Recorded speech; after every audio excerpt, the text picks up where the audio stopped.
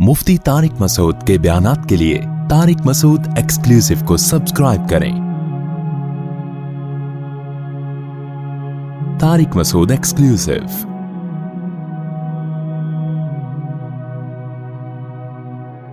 देखो, खुश होना अलग चीज है, खुशी मनाना बिल्कुल एक अलग चीज है।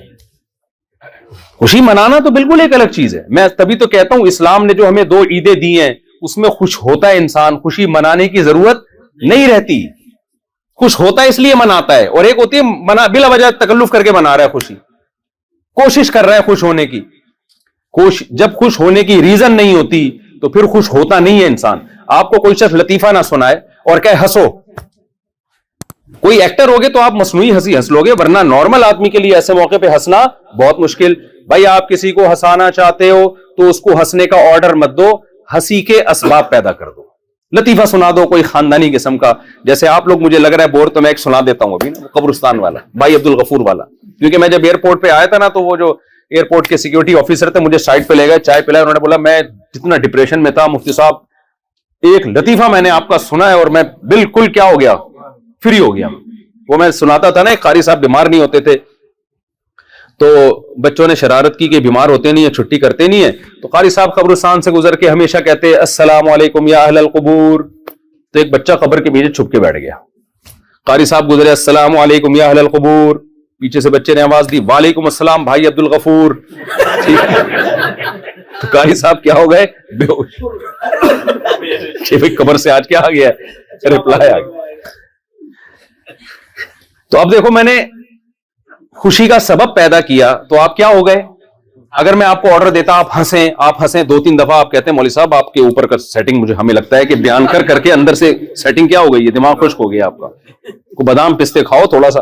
क्या मुझे बोलने की जरूरत नहीं है आपको खुश करने के लिए, लतीफा सुना दूंगा, आप सब हंस पड़ेंगे। तो खूब समझ लो, ये जो न्यू ईयर पे खुशी मना रहे हैं, हैप्पी बर्थडे की खुशी, ये सब टोपी ड्रामा है, ये मसनूई है, तो खुशी का सबब नहीं है।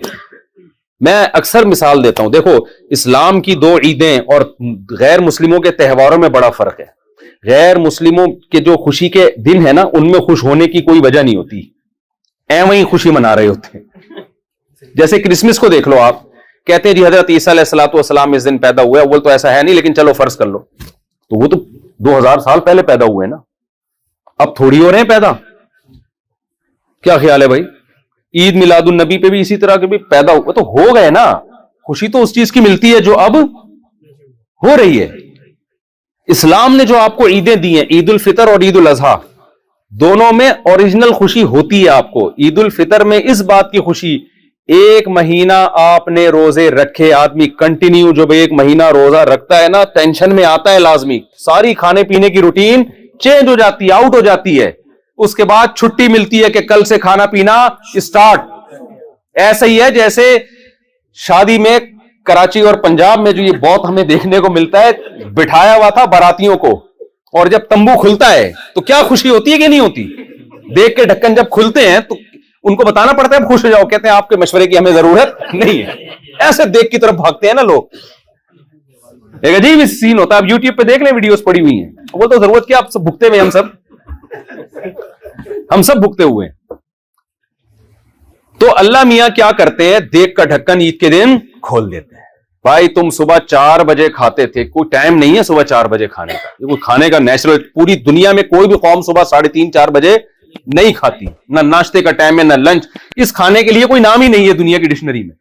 उस टाइम खाते हैं हम रमजान में, अजीब ही, और सारा दिन भूखे प्यासा। तो फिर 1 महीने के बाद, और फिर तरावी पढ़ते हैं, फिर 1 महीने के बाद अल्लाह की तरफ से छुट्टी। तो मादी खुशी भी होती है, रूहानी खुशी भी होती है। मादी खुशी ये होती है कि अब खाने पीने की हमें छुट्टी मिल गई, और रूहानी खुशी ये होती है कि 30 रोजों का अजर अल्लाह ने हमारे अमाल में लिख दिया। कोई तो ढंग का काम किया हमने अल्लाह को खुश करने के लिए, कुछ तो किया। तभी तो अल्लाह ने फरमाया लितुकब्बिरुल्लाह अला मा हदाकुम व लअल्लकुम तशकुरून। ईद की नमाज पढ़ने इसलिए आओ, अल्लाह की किबरियाई बयान करो और उसका शुक्र अदा करो कि तुम्हारे अमाल में कितनी नेकियां लिख दी उसने। तो इस खुशी को मनाने की जरूरत नहीं होती, आदमी ऑटोमेटिकली खुश होता है। उसके इजहार के लिए ईद की 2 रकअतें रखी गई हैं, बस जज़ाकल्लाह। और बकरीद में क्या होता है, وہاں بھی ہمیں دو مادی اور روحانی دونوں خوشیاں ملتی ہیں. مادی خوشی کیا ملتی ہے؟ انسان کی خوراک میں سب سے لذیذ ترین اور سب سے صحت کے لیے اچھی خوراک گوشت سمجھی جاتی ہے.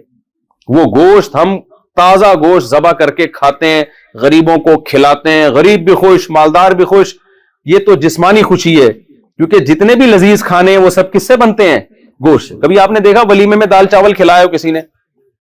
اے بھائی آج ہمارے بیٹے کا ولیمہ ہے, کیا پکے گا؟ بھنڈی پکائیں گے ہم آپ کے لیے. آدمی کہتا ہے یار ولیمے میں تو بکرا دمبا, یہاں سے بات شروع ہوتی ہے بکرے دمبے سے. ہر خوشی کے موقع پہ کیا ہے؟ یہ گوشت الذ اللذات ہے. لذتوں میں سب سے لذیذ چیز کیا ہے؟ گوشت ہے. تبھی میں ہندوؤں سے کہتا ہوں ایک دفعہ کھاؤ, مزہ نہ آئے پیسے واپس. شعیب اختر کی جو اسپیڈ اتنی تھی نا بالنگ میں, تو انڈیا میں اس زمانے میں کسی جو کھلاڑی تھا نا کرکٹر, اس سے سوال کیا گیا کہ پاکستان کے پاس اتنا, جس کو تیز گام نام دیا گیا اور اسپیڈ اختر بھی نام دیا بعض لوگوں نے شعیب اختر کو, اسپیڈ اختر نام دیا, راول پنڈی ایکسپریس کی اتنی اسپیڈ تیز ہے, آپ کے بالر کی اسپیڈ تیز کیوں نہیں ہے؟ تو انڈیا کے وہ بالر نے کہا کہ وہ گوشت کھاتے ہیں, ہم گوشت نہیں کھاتے. گوشت کے بغیر نہ شادیوں کی اسپیڈ بڑھ سکتی ہے اور نہ بالنگ میں آپ کی اسپیڈ بولو بڑھ سکتی. گوشت کے بغیر نہیں ہو سکتا بھائی. پروگرام تو بڑھ گیا, گوشت نہیں کھایا تو پروگرام تو بڑھ گیا. تو ہمیں بقرعید میں کس بات کی خوشی ہوتی ہے بھائی؟ گوشت بھی وافر مقدار میں, اور اس کا لذت ہی الگ ہوتی ہے.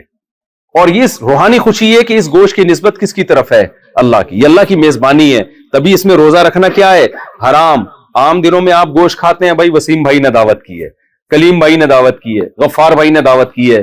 بقرعید میں روزہ حرام کیوں ہے؟ اس لیے کہ دعوت کس کی طرف سے ہے؟ اللہ کی. اللہ کہتا ہے میں گوشت کھلا رہا ہوں اور تو کہہ رہا آج میرا روزہ ہے. اور ہر بال کے بدلے میں ایک نیکی. ابراہیم علیہ السلام کی سنت کو زندہ کر لیا, تو جسمانی خوشی بھی ہو رہی ہے اور روحانی بھی. تو اسلام خالی پیلی کی خوشیاں نہیں دیتا آپ کو, مصنوعی خوشیاں نہیں دیتا. اسلام آپ کو اوریجنل خوشیاں دیتا ہے, سچی مچی کی خوشیاں دیتا ہے. سمجھتے ہو کہ نہیں سمجھتے ہو؟ تو اب میں اپنی بات کی طرف آتا ہوں کہ جو مسافر خانے سے دل لگا لے, اب اس کو مصنوعی خوشی تو وہ مناتا رہے گا, اوریجنل خوشی اس کو نہیں. ٹرین میں بٹھا دیا اور وہ غریب جس کو جھگی سے لا کے ٹرین میں بٹھایا بزنس کلاس میں, اب وہ سمجھ رہے کہ یہ میرا گھر ہے, مجھے یہاں سے نہیں اتارو. او بھائی یہاں سے اچھے اچھے گئے ہیں, جب اسٹیشن پہ پہنچو گے تو یہاں سے آپ کو اترنا پڑے گا. ایسا ہو نہیں سکتا. پھر منزل میں اگر آپ کی جھگی ہے تو جھگی, بنگلہ ہے تو بنگلہ. تو جیسے جیسے منزل قریب آئے گی, آپ بتاؤ اس کی خوشی زیادہ ہوگی یا کم ہوگی؟ کم ہوتی چلی جائے گی. بالکل یہی حال اس دنیا کا ہے. آپ جنت جہنم کو بالفرض نہ بھی مانو, لیکن یہ مسافر خانہ ہے میرے بھائی, اور جو مسافر خانے سے دل لگاتا ہے, یہاں کی خوشیوں کو خوشیاں سمجھنا شروع کر دیتا ہے, یہاں کے غموں کو اوریجنل غم سمجھنا شروع کر دیتا ہے, تو اسے اب غمزدہ ہونے کے لیے الگ سے کسی غم کی ضرورت نہیں ہے, نہ کسی سے غم اور ٹینشن ادھار لینے کی ضرورت ہے.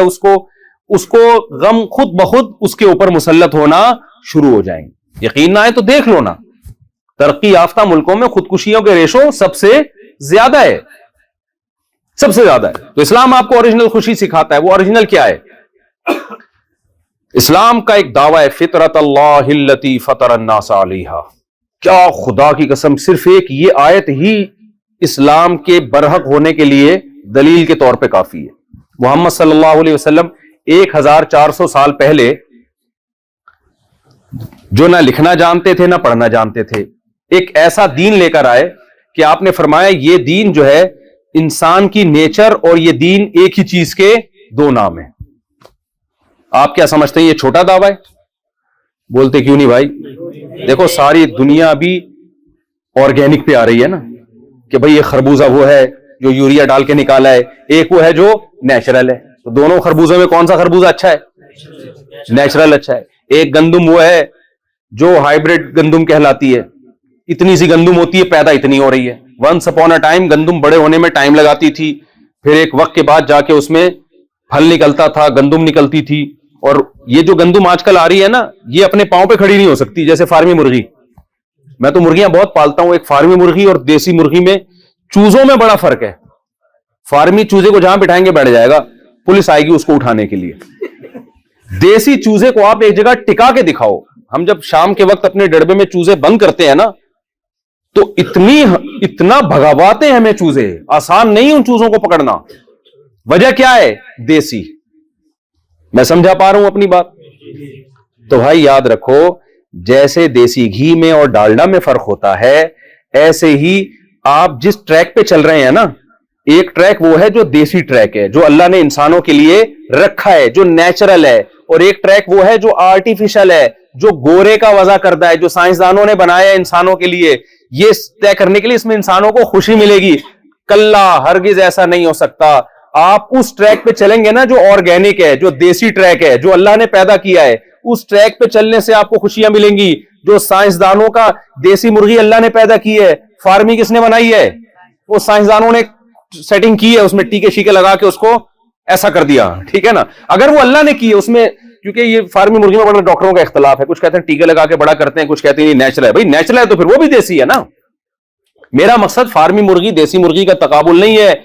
मेरा मकसद ये है देसी और फार्मी, चाहे कोई भी चीज हो, कोई भी चीज हो.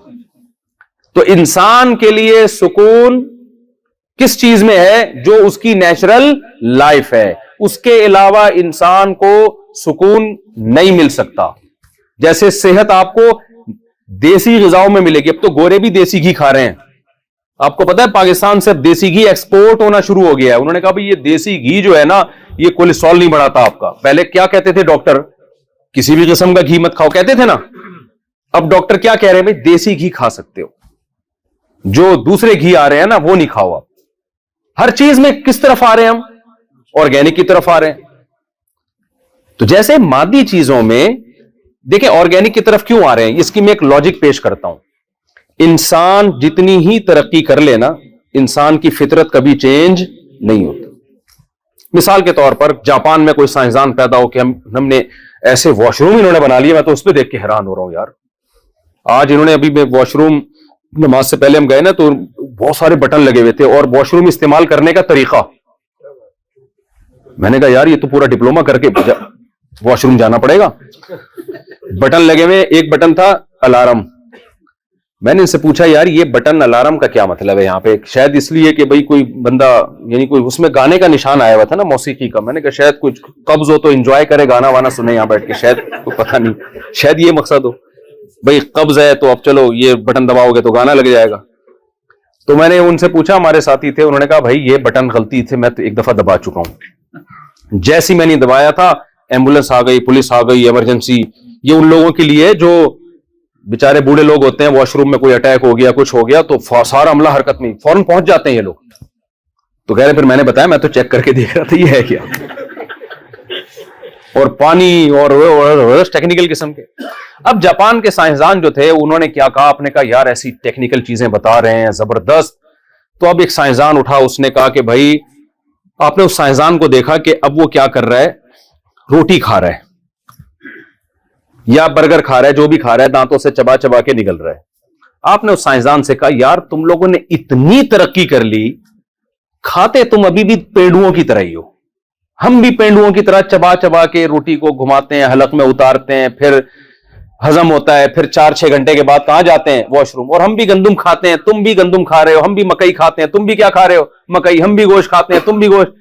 तो ये क्या तरक्की यार? ये तो आदम अलैहिस्सलाम भी खाते थे 10,000 साल पहले, इसी तरह खाते थे, इसी तरह दांतों से चबाते थे, इसी तरह प्यास लगती थी, इसी तरह पानी पीते थे, फिर वही वॉशरूम, फिर वो कज़ाए हाजत. अब तो साइंस ने बहुत तरक्की कर ली है. अब तो कोई बोतलें लगाओ आप, या कोई स्प्रे होना चाहिए, या कोई बैटरी होनी चाहिए जिससे आप चलो. अब आपको भूख लगी, आपने बैटरी में अपना हाथ रखा और भूख क्या हो गई? बोलो ना भाई, तरक्की हो गई है ना, तरक्की हो गई है. पुराना स्टाइल थोड़ी. गंदुम क्यों खा रहे हो? अब तो आप प्लास्टिक खाओ. क्या ख्याल है? तो प्लास्टिक की रोटियां होनी चाहिए. गंदुम तो वंस अपॉन अ टाइम 20,000 साल पुराना इंसान गंदुम और चावल और ये सब चीजें खाया करता था.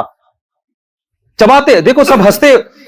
हम जब छोटे बच्चे थे ना, तो हम लोग अंग्रेजों को तो देखा नहीं था हमने, तो हमें बताते थे अब अंग्रेज ऐसे होते हैं, अमेरिका ऐसे होता है. तो हमने टीवी में गोरा देखा तो ऐसे ही हंस रहा था जैसे हम हंसते हैं. तो मैंने अपने बड़ों से पूछा हंसते तो ऐसे ही हैं जैसे, इंग्लिश में क्यों नहीं हंस रहे? ये मेरा मकसद ये था, मेरा ख्याल ये था हंसते सब उर्दू में ही है पूरी दुनिया. ہنستا کوئی دوسری زبان میں نہیں ہے, ہنستے سارے اردو میں ہی ہیں. پھر بتایا گیا یہ اردو میں نہیں ہنس رہے, ان کی ہنسی تو ایک ایسی چیز ہے جو اس کی کوئی زبان نہیں ہوتی. تو اب جاپان کے سائنسدان نے اتنی ترقی کر لی اور وہ یہ کہنا شروع کر دیں کہ جی اب ہم پلاسٹک کی روٹیاں کھائیں گے, اب ہم دانتوں سے چبائیں گے نہیں, ہم گرینڈ کریں گے. یہ چبانا وبانا پرانے زمانے میں ٹائم لگتا تھا بھائی, دانت اس لیے تھے. اب سائنس نے اتنی ترقی کر لی ہے, بلکہ اب تو گلوکوز کے انجیکشن لگیں گے بس. ظاہر ہے مریضوں کو تو لگا دیں گے 2-4 دن, اس کے بعد ڈاکٹر کیا کہے گا, بھائی تو کھانا پینا شروع کر, یہ گلوکوز کی بوتلوں پہ زیادہ عرصہ نہیں چلے گا. کیوں بھائی, کیا وجہ کیا ہے؟ سائنس نے اتنی ترقی کر لی, ابھی بھی گندم کھانی ہے, ابھی بھی مکئی کھانی ہے, ابھی بھی جو کھانی ہے, ابھی بھی گوشت کھانا ہے, دانتوں سے چبانا ہے. وہی پروسیس جو 20,000 سال پہلے تھا, پھر یوں کر کے پیٹ میں وہ کھانا جائے گا, پھر وہ ہضم ہوگا, پھر آپ کو واش روم جانا پڑے گا. یار اس تکلف سے نکالو اب دنیا کو. اگر آپ سائنسدانوں کے پاس گئے اور آپ نے یہ کہا ڈاکٹر صاحب اس تکلف سے اب انسانوں کو نکالو, اب دنیا بہت ایڈوانس ہو گئی ہے, اب اتنا ٹائم نہیں ہے, اب جو ہے نا اب تو الیکٹرانک میڈیا نے دنیا کو گلوبل ولیج کی طرح بنا دیا ہے, اور اب دنیا بہت فاسٹ ہے. اب یہ کہ بیٹھو اور کھاؤ اور چبا چبا کے ہوتا, اب سائنس ایڈوانس ہو گئی ہے, اب کچھ اور لے کر آؤ. تو ڈاکٹر کیا کہے گا, بھائی سائنس کتنی ترقی کر لے, انسان کم بخت وہی ہے جو 10,000 سال پہلے تھا. اس کی نیڈ, اس کی ضرورتیں ساری وہ کبھی بھی چینج بولتے کیوں نہیں ہو, بلکہ پہلے فطرت کے زیادہ قریب تھا, لمبی عمریں تھیں. اب فطرت سے دور ہو گیا تو عمریں کیا ہو گئی ہیں, کم ہو گئی. بلکہ کہے گا آپ کو, ڈاکٹر کہے گا کہ بھائی آپ جتنی مرضی ترقی کر لو, لیکن لائف اسٹائل جتنا پرانے زمانے کے انسان کے مطابق ہوگا اتنا اچھا ہوگا.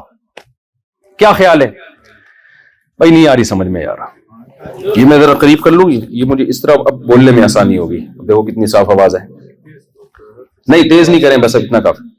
تو مجھے ایک بات بتائیں, جو ماہر ڈاکٹر ہے وہ کیا کہے گا کہ بھائی سائنس کتنی ترقی کر لے, آپ کا جو خوراک کا اور رہن سہن کا اسٹائل جتنا قدیمی طرز پہ ہوگا اتنا زیادہ آپ کی صحت اچھی ہوگی.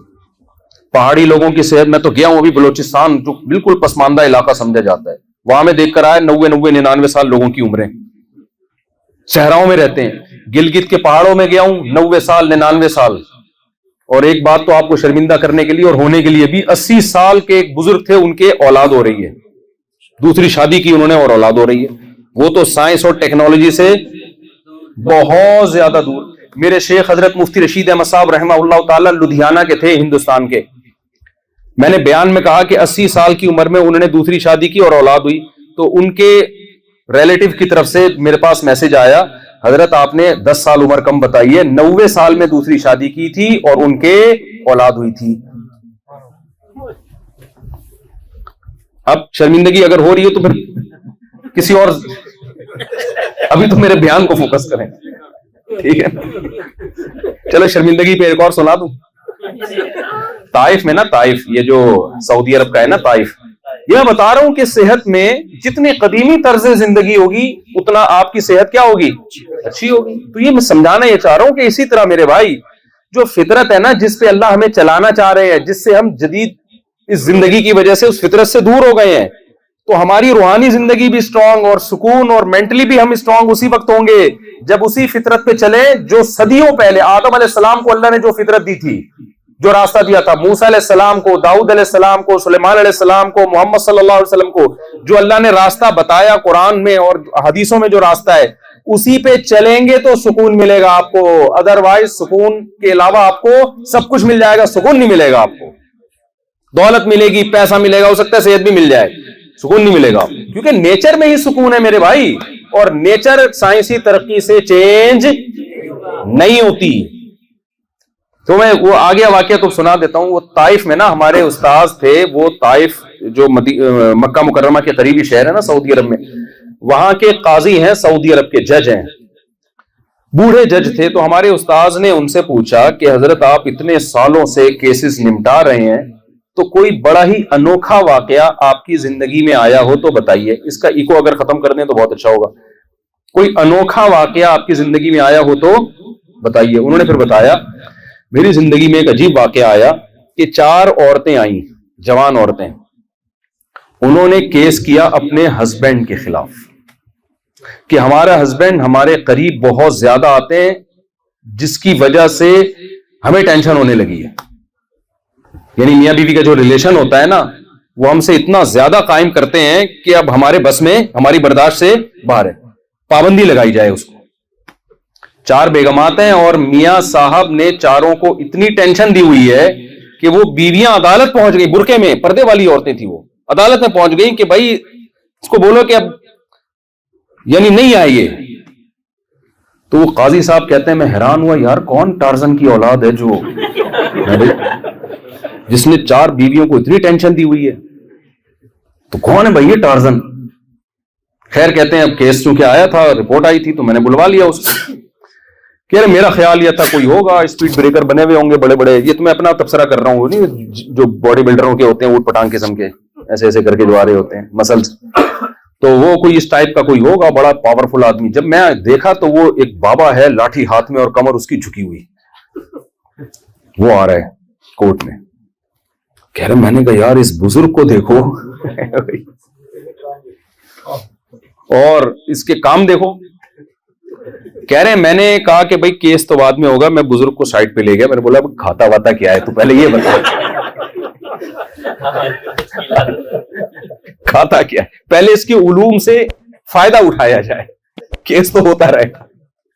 اس بزرگ نے یہ بولا کہ میں صرف کھجور کھاتا ہوں, زیتون کا تیل ہے, اونٹنی کا دودھ ہے, بس اس 3 چیزوں پہ زندگی گزر رہی ہے. تو اگر وہ ٹیکنالوجی اور ڈاکٹروں کے مشورے سے چل رہا ہوتا ہے, ایکچولی ایک متوازن غذا کے لیے یہ بھی چاہیے تو یہ بھی چاہیے تو یہ بھی چاہیے, تو یہ حالات ہوتے. بھائی جدید خوراکیں کھا رہا تھا یا قدیم خوراکیں؟ اب وہ بزرگ کہتے ہیں کہ بھائی وہ تو 1000 سال پہلے موسیٰ علیہ السلام بھی چونکہ کھجور کھاتے تھے, اب تو سائنس نے 3-4 ہزار سال پہلے موسیٰ علیہ السلام بھی چونکہ کھجور کھاتے تھے, تو اب تو سائنس نے اتنی ترقی کی, اب میں پیزا کھاؤں گا, اب میں کھجور نہیں کھاؤں گا. یا اب وہ جو زیتون کا تیل ہے وہ تو قرآن میں بھی اس کا تذکرہ ہے, موسیٰ علیہ السلام 3-4 ہزار سال پہلے موسیٰ کلیم اللہ نے بھی زیتون کا, اس میں بھی اس وقت زیتون کھایا جاتا تھا. تو اب چونکہ سائنس نے اتنی ترقی کی ہے, اب میں ڈاکٹروں کا تجویز کردہ آئل جو فلاں کمپنی نے بنایا ہے وہ میں کھاؤں گا. اور اونٹنی کا دودھ یہ پرانے زمانے کی پرانی بات ہے, میں پیوں گا ڈبے کا دودھ جو ریکمینڈ کیا ہے مجھے سعودی عرب کے فلاں ڈاکٹر نے. تو آپ بتائیں اگر وہ یہ کر رہے ہوتے تو یہ رپورٹیں ہوتی؟ ارے بھائی بول لو نا یار, یہ رپورٹیں ہوتی؟ یہ رپورٹیں اس لیے نہیں تھیں کہ انہوں نے بولا خوراک میں نیچر کو فالو کرنا ہے, جدت کو فالو نہیں کرنا. جدت ڈبہ ہے اور نیچر بھینس اور گائے کا تازہ دودھ ہے. جدت ڈالڈا ہے, ڈالڈا کمپنی نہ کیس کر دے, ڈالڈا جو بھی کیس, جتنے بھی کوکنگ آئل آ رہے ہیں نا, نیچرل دیسی بول لینا بھائی کیا ہو گیا, دیسی گھی ہے. اگر آپ دیسی گھی کھا کے بیٹھے ہوتے تو مجھے بار بار یہ بولنے کی ضرورت نہ پڑتی کہ بولیں آپ, خود آپ میں اتنا کرنٹ ہوتا کہ آپ بڑھ چڑھ کے بول رہے ہوتے.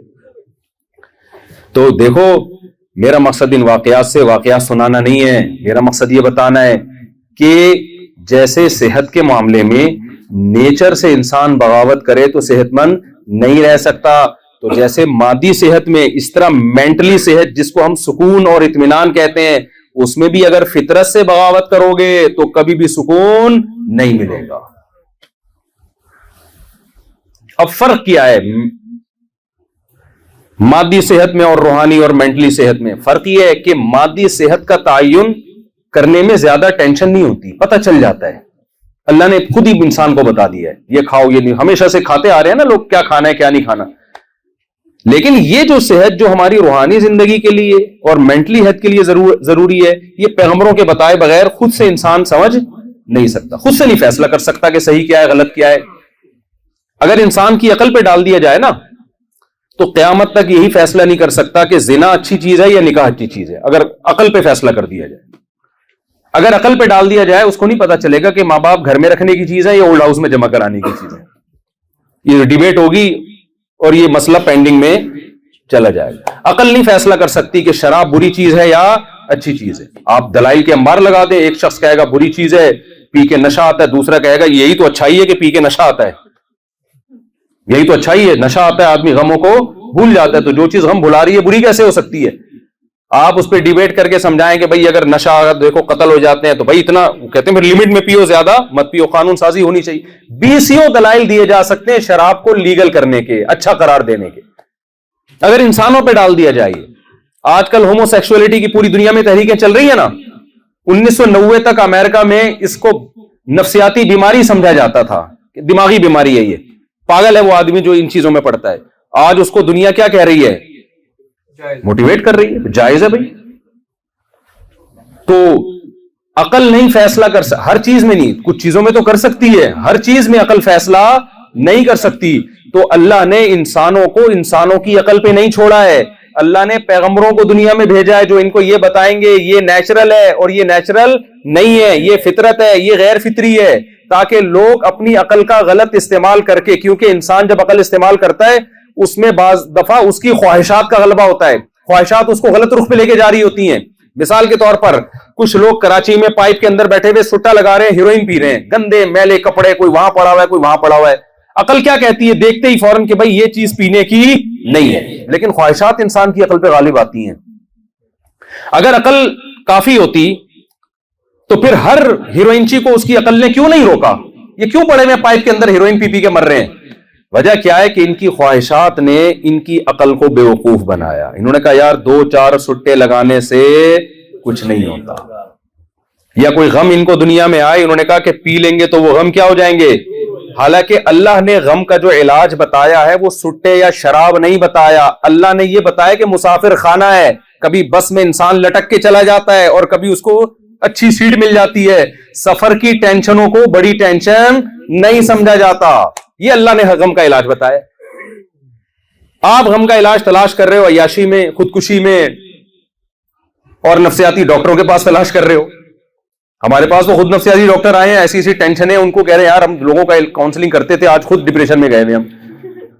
کیونکہ جو دنیا کو مسافر خانہ نہیں سمجھے گا میرے بھائی, اس کے پاس کوئی گولی نہیں ہے جو آپ کی ڈپریشن, وہ وقتی طور پر تو ہو جائے گا فائدہ, ورنہ حقیقت میں کوئی علاج نہیں ہے اس کے پاس. تو کیا کہہ رہا تھا میں, وہ بات ہی دماغ سے نکل, ایک مثال نہیں وہ بھی ایک مثال دے رہا تھا میں, ادھر کو کیسے پلٹ گیا.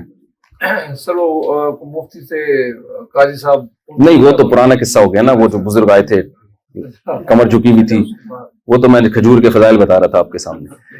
تو خیر, تو جب تک یہ ڈپریشن, اور ہاں میں یہ کہہ رہا تھا کہ اسلام نے جو آپ کو بتایا ہے وہ نیچرل ہے. ہاں میں ہیروئنچیوں کی مثال دے رہا تھا, چلو ہیروئنچیوں میں ایسا کھو گیا تھا نا میں کہ وہ بھول ہی گیا میں,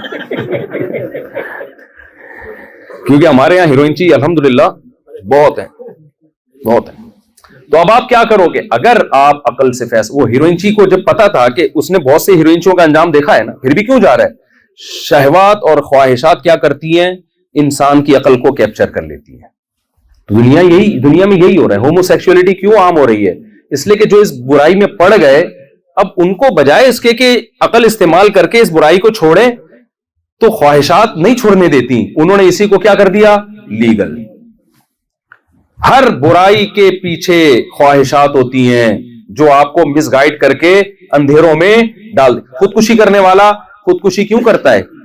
اس کی بھی تو عقل کہہ رہی ہے کہ یار اتنی ٹینشن میں رہنے کا فائدہ کیا, اور جا کے اپنی جو زندگی جو سب سے بڑی نعمت ہے, جس کو بچانے کے لیے کروڑوں اربوں روپے لوگ خرچ کر دیتے ہیں, وہ اپنے ہاتھ سے اس زندگی کو تباہ کر رہا ہوتا ہے, اپنے ہاتھ سے برباد کر رہا ہوتا ہے.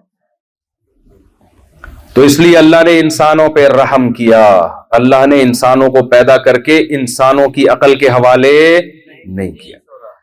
یہ نہیں کہا کہ بے عقل بن جاؤ, نہ. اللہ نے عقل کو صحیح رہنمائی دی کہ عقل ان اصولوں کی روشنی میں استعمال ہوگی, کیونکہ اسلام جتنا عقل استعمال کرنے کا حکم دیتا ہے نا, اتنا کوئی مذہب عقل استعمال کرنے کا حکم نہیں دیتا. لیکن اسلام اس عقل کو میں رہنمائی کرتا ہے کہ غلط سے یہ خواہشات سے مغلوب نہ ہو جائے.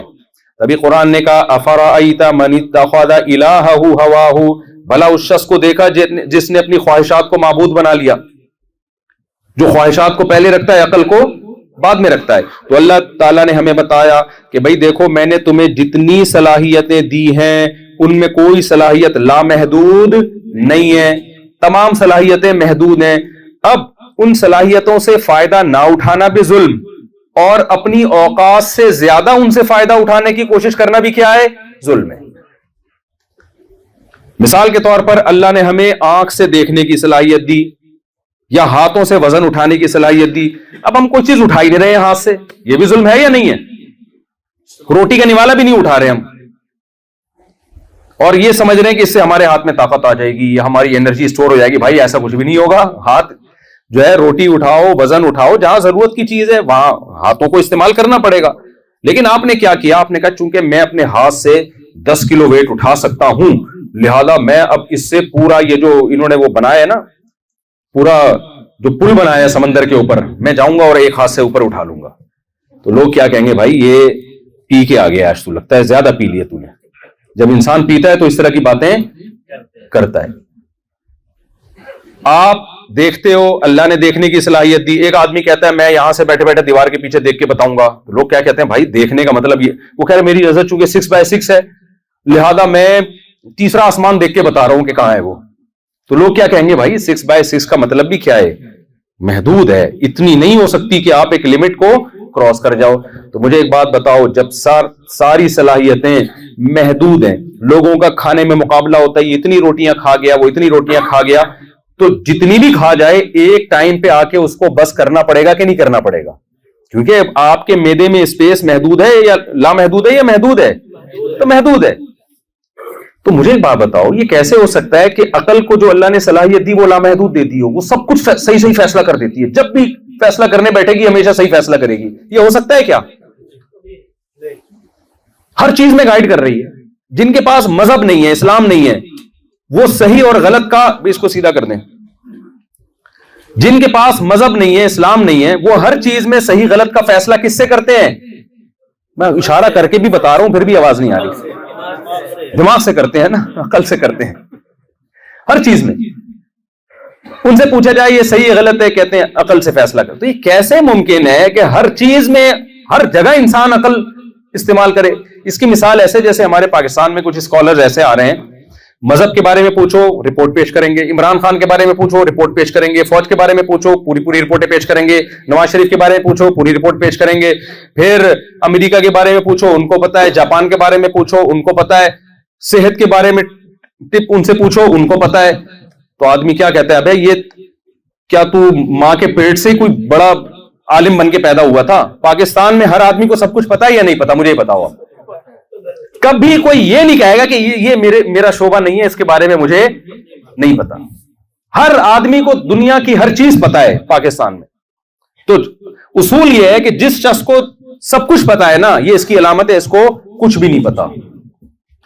آپ دیکھ لو نا, کوئی حکیم ہوگا تو کینسر کا بھی پتا ہے اس کو, بلڈ پریشر کا بھی پتا ہے اس کو, گردوں کی پتھری کا بھی اس کو پتا ہے, گھٹنوں کا بھی اس کو پتا ہے, سر پہ بال کیسے اگیں گے اس کو بھی. کوئی ڈاکٹر ہوگا تو وہ بھی ساری چیزوں کا اس کو سب کچھ پتا ہے. ایک یوٹیوب پہ بڑے مشہور ڈاکٹر ہیں, ان کو سب چیزوں کے بارے میں رپورٹ ہے نا. میں بڑا انسپائر تھا ان سے, بڑا سنتا تھا. میں نے کہا یار اس بندے کی ریسرچ. تو میں نے ایک ڈاکٹر ان سے بھی بڑے ان سے رابطہ کیا, انہوں نے کہا بھائی اس کو کسی چیز کا بھی کچھ بھی پتا نہیں ہے, اس لیے کہ جس کو سب کچھ پتا ہے نا, اتنی عمر انسان کی نہیں ہے کہ وہ ہر شعبے میں اسپیشلسٹ بن جائے. کسی چیز میں اسپیشلائزیشن ہوتی ہے تو دوسری چیزوں میں نقص اور کمی پیدا ہو جاتی ہے. ہمارے ہاں دیکھیں جو ڈاکٹر ہے وہ قرآن کی تفسیر لکھ رہا ہے بیٹھ کے.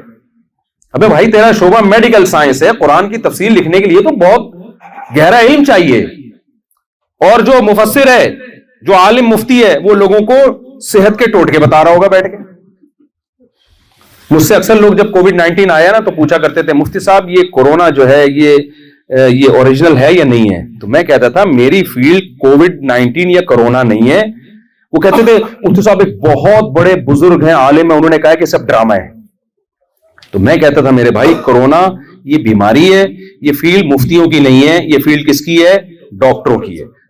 ساری دنیا کے سارے ڈاکٹر کہہ رہے ہیں کہ ڈرامہ نہیں ہے. یہ بے شک وہ وائرس کسی نے بنایا ہو نہیں بنایا ایک الگ ٹاپک ہے, لیکن وائرس ہے, بیمار ڈاکٹر مر رہے ہیں. نہیں فلاں مفتی صاحب کہہ رہے ہیں. تو میں نے کہا پھر طلاق کا مسئلہ ڈاکٹروں سے پوچھا کرو, طلاق کے مسائل جا کے کاغا خان کے اسپیشلسٹ کے پاس جاؤ کہ میں نے بیوی کو یہ الفاظ بولے طلاق ہو گئے کہ نہیں ہو گئی. ڈاکٹر کہے گا تیرا دماغ خراب ہو گیا, مجھ سے پوچھے گردے میں پتھری ہو گئی ہے کہ نہیں ہو گئی ہے. تو بالکل یہی ایسے جیسے گردے کے بارے میں آپ مفتیوں سے پوچھ رہے ہو اور مفتیوں کے بارے میں آپ کس سے پوچھ رہے ہو؟ ڈاکٹروں سے. تو یہ پاکستان میں ہے کہ الحمدللہ ہر شخص ہر فیلڈ میں کیا ہے؟ اسپیشلسٹ ہے. اس کے بغیر منجن بکتا نہیں ہے مارکیٹ میں.